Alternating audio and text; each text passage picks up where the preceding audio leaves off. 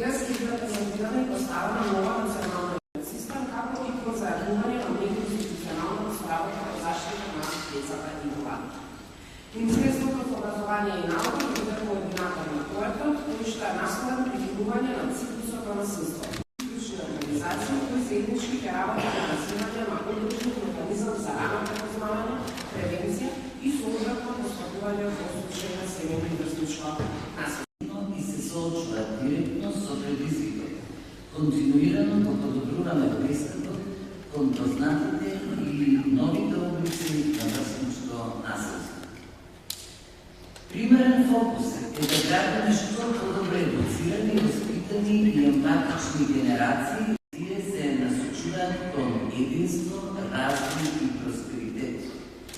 Денес презентираме нова национална иницијатива, која ќе ја спроведуваме повеќе надлежни институции и дела, а насочена е директно кон сузбивање на најголемиот причинител на врсничко насилство, тоа е семејното насилство. Ова го потврдуваат бројни релевантни организации и стручни лица. И за сите нас сосема е јасно дека децата не стануваат агресивни во училиште, со ретки случаи се разбира, дека тие доаѓаат агресивни во училиштето од надвор.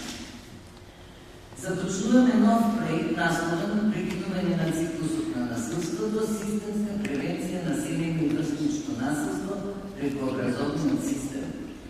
Во период од една година проектот треба да генерира или да се трансформира во тројно системско решение за превенција на семејно насилство преку образовните установи и спречување на натамошна трансформација во врсничко насилство.